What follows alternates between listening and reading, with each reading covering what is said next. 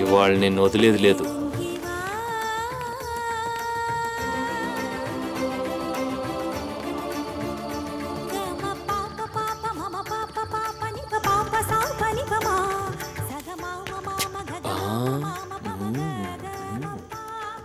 అయితే ఇంట్లో dance programme జరుగుతుంది. చంద్రముఖి చిత్రపటం ఉన్న ఆ రూమ్లో కాదు, ఇక్కడ.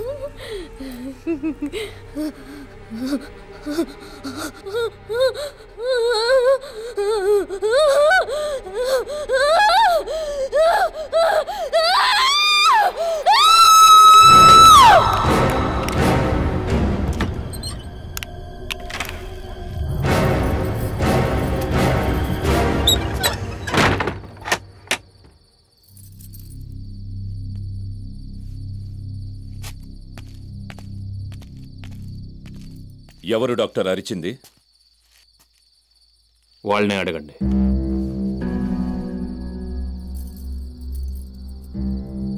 మా పెద్దమ్మాయి గాయత్రి ఆ రోజు నాతో చనిపోయిందని చెప్పారు. అబద్ధం చెప్పాను. హైదరాబాద్లో డాన్స్ కాంపిటీషన్ జరిగింది. అందులో బహుమతిగా వచ్చిన చంద్రముఖి చిత్రపటాన్ని తీసుకొస్తున్నప్పుడు జరిగిన యాక్సిడెంట్లో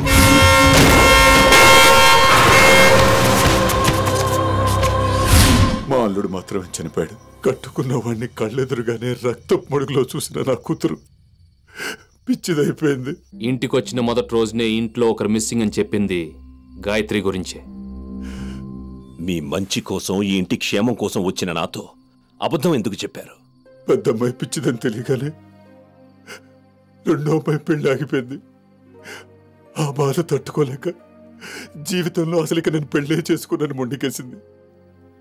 మూడో కూతురు జీవితం కూడా అలా కాకూడదనే పెద్దమ్మాయి చనిపోయిందని అబద్ధం చెప్పావు. బ్రతికున్న బిడ్డ చనిపోయిందని ఏ కన్న తల్లైనా చెబుతుందా? ఆ పాపం నేను చేశాను, అందుకే అనుభవిస్తున్నాను. మరి ఆ ఇంట్లో అర్ధరాత్రి నాట్యం చేసేది, పాట పాడేది ఎవరు? గాయత్రి. పేరుకు పిచ్చిదే అయినా తను నేర్చుకున్న నాట్యం మాత్రం మర్చిపోలేదు. ఇంత పెద్ద బొట్టు పెట్టుకుని నవ్వుతూ, ఏడుస్తూ, ఆడుతూ, పాడుతూ ఆ రోజు రాత్రి నేను అక్కడికి వెళ్ళింది కూడా గాయత్రికి అన్నం తినిపించడానికే. ఒక డాక్టర్గా వీళ్ళ అమ్మాయి గురించి మీరేమనుకుంటున్నారు? అమ్మాయి ఖచ్చితంగా పిచ్చిదానిలాగే అనిపిస్తుంది. పిచ్చైతే ఏ డాక్టర్ అయినా నయం చేయగలడు. గాయత్రి పిచ్చిది కాదు. చిత్రపటం తీసుకోగానే చంద్రముఖి గాయత్రిని ఆవహించింది. ఆమె భర్త నివాసిని చంపేసింది. కారణం, గుణశేఖరుని తప్ప ఇంకెవరిని చంద్రముఖి తన భర్తగా అంగీకరించదని మీ గురువు ఈశ్వర్ చెప్పుంటారే. సారీ, మీరు రాంగ్ అని నేను నిరూపిస్తాను. తెల్లవారగానే గాయత్రిని ఆలయానికి తీసుకొస్తే గాయత్రిలో చంద్రముఖి ఉందని నేను నిరూపిస్తాను.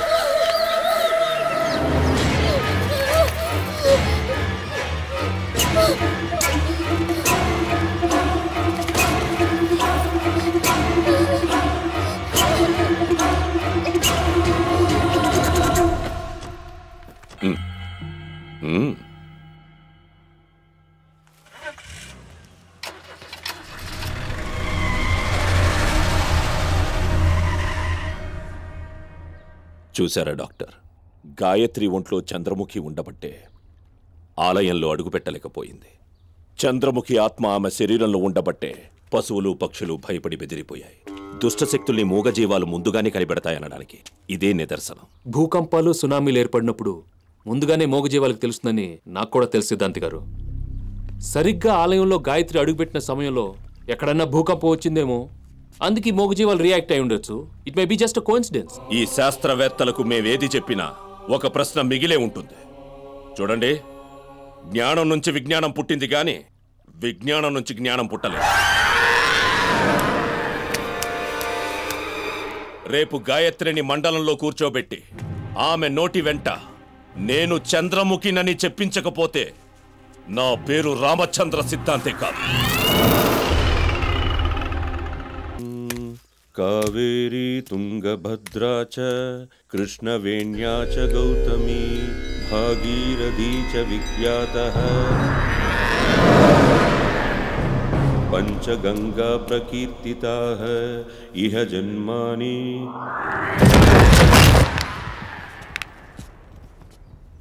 జన్మ జన్మాని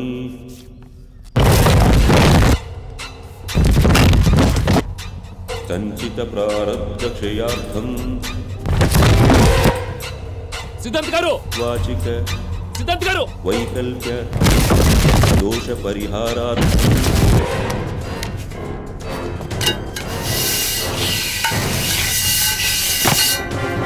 సిద్ధాంత్ గారు, శారీరక మాలిన్య నివారణార్థం సిద్ధాంత్ గారు,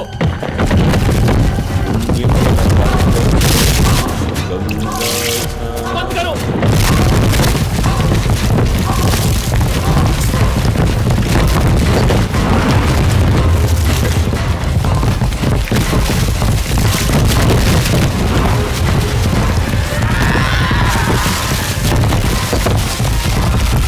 సిద్ధాంత్ గారు, నీటిలో దూకండి.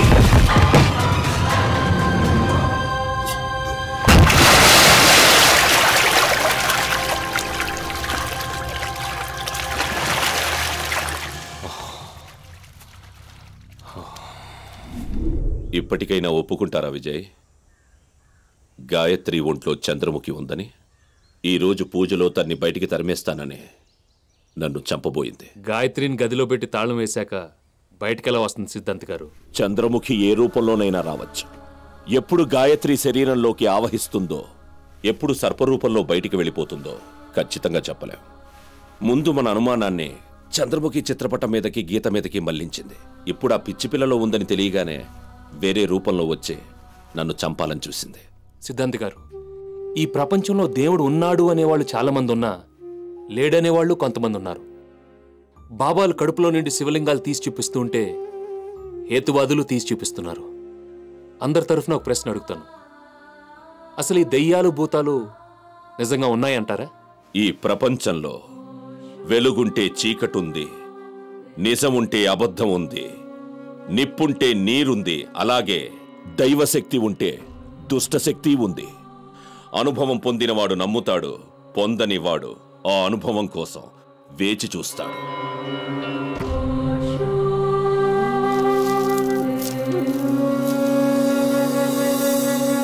నా మెళ్ళో ఈ దైవశక్తి ఉన్నంత వరకు నన్నెవరూ కనీసం తాకను కూడా తాకలేదు. సిద్ధాంత్ గారు, నా ప్రయత్నంలో నేను కొన్ని విషయాలు తెలుసుకోవాలనుకుంటున్నాను. అంతవరకు గాయత్రి కోసం మీరు పూజ చేయకండి.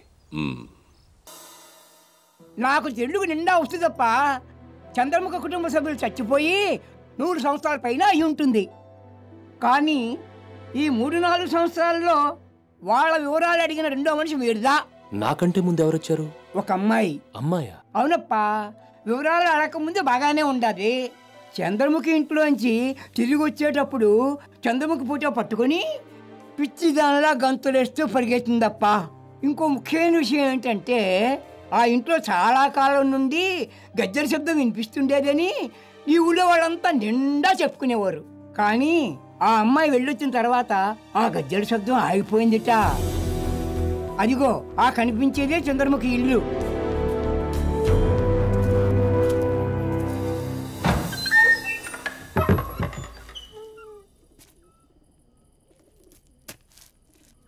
ఆ రోజు చంద్రముఖి ఓ సర్పరూపంలో ఆ గదిని వదిలి వెళ్ళినట్టు నా జ్ఞాన దృష్టిలో తెలిసింది.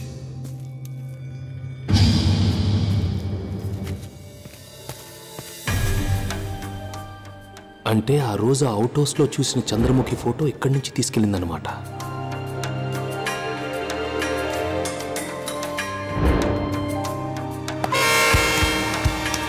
రోడ్ యాక్సిడెంట్లోనే నివాస్ అనే డాన్సర్ చనిపోయాడు. కానీ బ్రేక్ ఫెయిల్ అయిన లారీ అప్పటికే 2 షాపులను గుద్దేసింది. ఆ కేసు క్లోజ్ 2 ఏళ్ల పైన అవుతుంటే ఇప్పుడొచ్చి అడుగుతారేంటి? ఆ పాములోడికి హార్ట్ ప్రాబ్లం ఉండేది.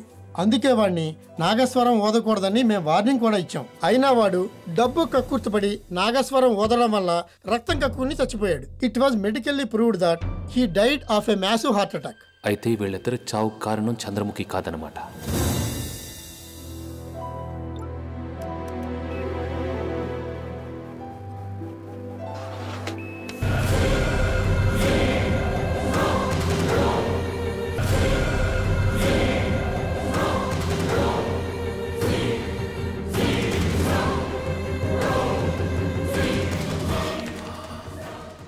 ఈ వ్యక్తిది గొప్ప జాతకం.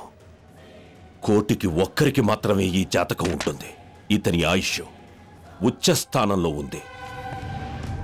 ప్రభుత్వ లెక్కల ప్రకారం 116 ఏళ్ళు దాటి ఎవరు జీవించలేదని చెప్తున్నాయి. హిమాలయ పర్వతాల దగ్గరికి వెళ్లి గుహల్లో చూస్తే 200 ఏళ్ల పైబడి జీవిస్తున్న వాళ్ళు కూడా ఉంటారు. చిటిక శబ్దం వింటే కపాలం పగిలిపోతుందని ఎవరికంటా పడకుండా ఏకాంతంగా సమాధిలో ఉంటారు. గాలిని ఆహారంగా తీసుకుంటూ మలమూత్ర విసర్జన చెయ్యకుండా జీవిస్తూ ఉండి ఉంటాడు. ఇలాంటి వాళ్లకు మరణమంటూ సంభవిస్తే అది ప్రకృతి మూలంగానే.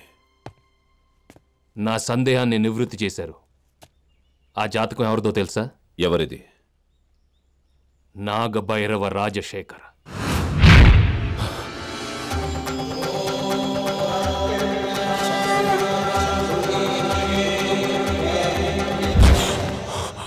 వాడిక్కడే ఎక్కడో ఉన్నాడు. ఇంకా సజీవంగానే ఉన్నాడు. వాడి కదలికలు తెలుస్తున్నాయి. వాడెక్కడున్నాడో మీరు కనిపెట్టాలి. అప్పుడే ఈ కుటుంబం కష్టాల్లోంచి బయటపడుతుంది. ప్రయత్నిస్తాను సిద్ధాంతి గారు.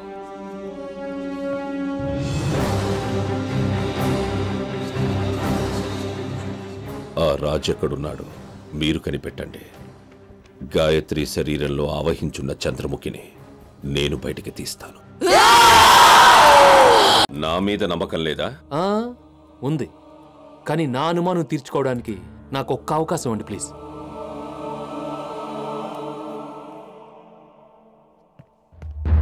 సీను, నా కిట్ తీసుకురా. జీవితంలో ఇంతవరకు సుఖపడి ఎరగను. భవిష్యత్తులో యోగం ఉందో లేదో. డాక్టర్ విజయ్, ఒక్క మాట మాత్రం గుర్తుంచుకోండి. లోపలున్నది గాయత్రి కాదు, Chandramukhi.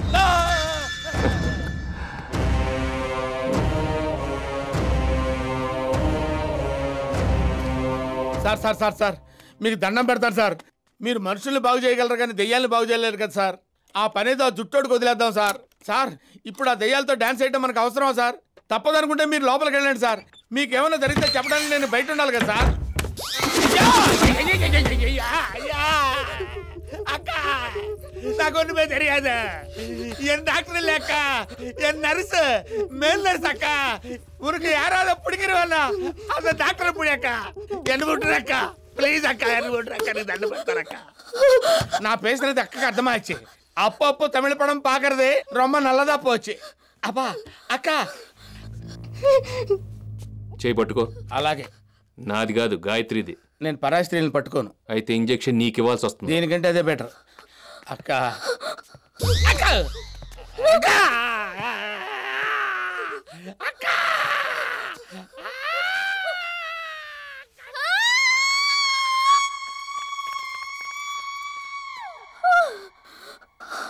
Relax. Relax. Yeah, slowly close your eyes. Now I'm talking to your sub conscious mind. నేనిప్పుడు నిన్ను 10 ఏళ్ళు వెనక్కి తీసుకెళ్తున్నాను. నువ్వు శోభా నాట్య మండలిలో చేరావు. అక్కడ ఒక అతనితో నీకు పరిచయం ఏర్పడింది.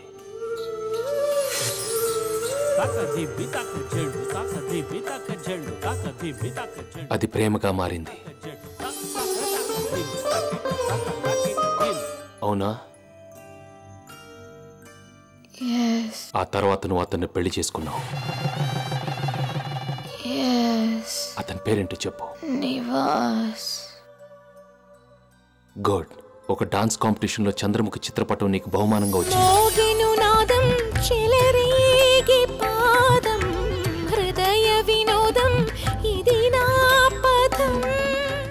జ్ఞాపకం ఉందా?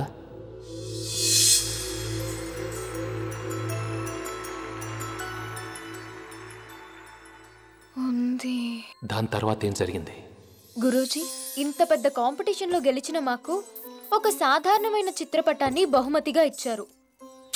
దీనికి బదులుగా ఏ బంగారు పతకమో బిరుదో ఇవ్వచ్చుగా. ఈ చిత్రపటం గురించి నీకు తెలీదమ్మా. ఈమె పేరు చంద్రముఖి. నాట్యంలో నాగముద్ర అనే ఒక హస్తముద్రికనే సృష్టించిన ఓ గొప్ప నర్తకి. నువ్వు కోరుకుంటున్న ఆ బంగారు పతకాలు, బిరుదుల కంటే ఈ చిత్రపటం చాలా విలువైందమ్మా. అయినా నువ్వాసిస్తున్న ఆ బిరుదును నీ నాట్య గురువుగా నేనే నీకు ప్రదానం చేస్తాను. ఈ రోజు నుంచి నీ పేరు చంద్రముఖి గాయత్రి. చంద్రముఖి గాయత్రి, చంద్రముఖి గాయత్రి, చంద్రముఖి గాయత్రి. నువ్వు నీ భర్త ఆ పెయింటింగ్తో వెళ్తుంటే అతను ఒక లారీ వచ్చి గుద్దేసింది.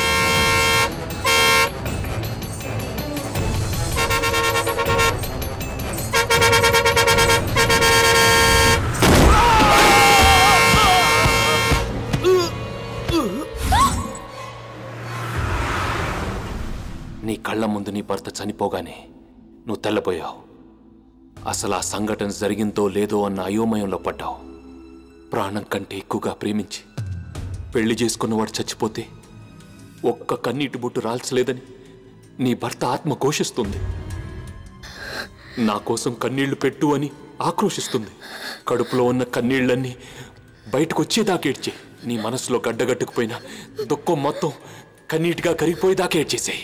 కమాన్, cry cry, let it out, cry, ఏడ్చేసేయి. Yes. Yes. Come on. Yeah. Yes. Cry.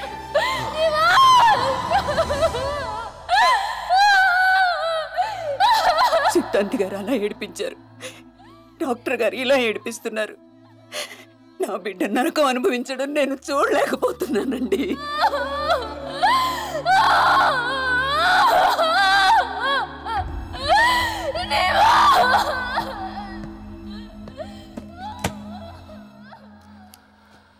ఏమైంది డాక్టర్? ఎందుకలా ఏడుస్తుంది?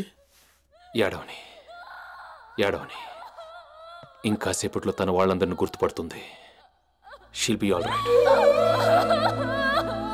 డాక్టర్, ఈ ఇంట్లోకి వచ్చేటప్పుడు భయంతో వచ్చాను, కానీ గదిలో నుంచి వెళుతున్నప్పుడు గర్వంగా వెళుతున్నాను. I feel proud of you. నేను మీ శిష్యుడైనందుకు చాలా గర్వపడుతున్నాను. Hats off sir.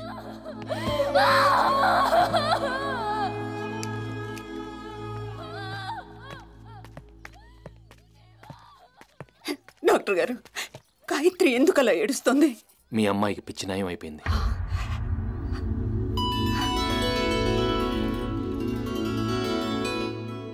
నిజంగానా డాక్టర్? వెళ్ళి చూడండి.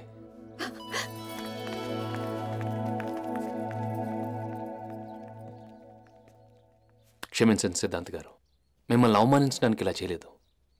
పెళ్లి చేసుకున్నవాడు కళ్ల ముందు చనిపోయిన మరుక్షణమే గాయత్రి మైండ్ బ్లాక్ అయింది.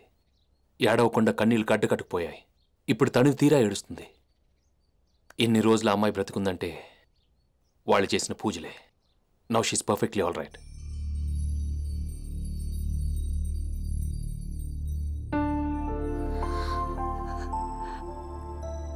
అమ్మా అమ్మా గాయత్రి